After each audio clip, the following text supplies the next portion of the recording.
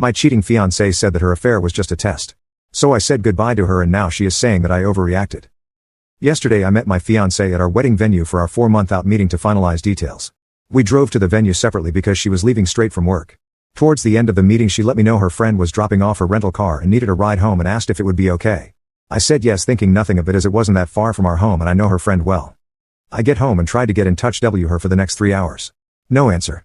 At approx the 1:30 mark I texted her friend and asked if she had made it to her okay. I was very worried. My fiancé ends up coming home and says sorry it took longer than expected, she hung out with her friend for a bit before leaving. Okay, no biggie, just LMK next time please. Her friend gets back to me a few minutes later and says sorry I couldn't make it to the venue, didn't see your fiancé tonight. I asked her why she would say this and she said she didn't know, she can't control what her friend says, and walked outside. I'm sketched out AF by this point. I have never done this but I looked at her phone records, yes I did and don't regret it. I saw that when she went outside she called her friend that had texted me right after she went outside. I also saw an hour-long call with a number I didn't know on the way to the venue. I asked her what rental place they went to and multiple other questions. She had quick answers and they seemed legit. I thought maybe I'm crazy here, I need to chill and sleep on it. This morning I asked her to please see the text from her friend asking her to pick her up and I would apologize for questioning her the previous night. She said no. I said when I caught up to you yesterday on the way to the venue I saw you were on the phone, who was that? She said oh that's the friend I picked up later on. That's when I knew for a fact she was lying. I said I looked at her phone records and knew that wasn't true. She then changed her story to say oh I needed to meet up with a coworker to discuss a patient. Who is the coworker and why couldn't you discuss that over the phone? I need to show him the techniques in person, his name is Michael. Okay, I am sketched out beyond belief at this point, we never lie to each other. I asked to see the text with Michael. She said wouldn't let me see. I said why not if there's nothing to hide? Are you having an affair? Do you not want to be together anymore? She pauses and proceeds to tell me all the things that are wrong with me. I work too much, I don't spend enough time with her, don't listen. I'm astonished at this point, all of this is news to me. I put 2 and 2 together at this point, I know something sketchy is going on. I again asked to see the texts.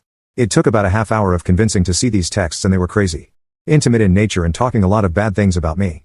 Also how she wanted to be with him and how they're essentially in love. She started this job 1.5 months ago, he is her coworker. He is also 15 to 20 years older and divorced with multiple kids. I have been financially supporting her for the last few months as she got back on her feet and was working extra so she wouldn't have to pick up a part-time job. We own a house which we both live in with 3 dogs and a horse. Sorry for the novel, I am beside myself right now. I did not see this coming and we were going to get married in 4 months. Any advice would help. As an update, I was finally able to sit down with her tonight and go over this. Again, she came in trying to blame me for what she did. Trying to justify the cheating and lying as a direct result of my lack of communication and listening. She said she wouldn't have had to start talking to this guy if I had been listening better. I spend too much time in the office working and don't dedicate enough time to her. I tried to explain that I was putting in extra hours to try and support her and the family financially while she was struggling so she wouldn't have to get a part-time job. She said she would have rather gotten a part-time job, which makes no sense to me. She was under the impression that because this was short-lived, 1 week she say, and they only made out once, that we could move past this. When I brought up the texts where she was trashing me and talking intimately with him, she deflected hard and I got nowhere with that. I told her that I'm not the reason that this is happening. She went too far and should have communicated with me or thought about the implications first. That I can never trust her again and this is all because of her actions. Whether she wants to try and justify this as my fault is up to her. At the end of this part it got a bit calmer. I said listen, we just really need to figure out the house we own jointly and the 3 dogs. We came to the conclusion that either I stay and buy her out or we sell and get new places.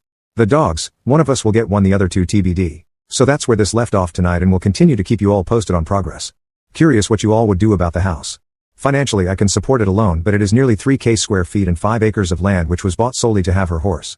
She is taking the horse when she leaves and boarding it at a barn.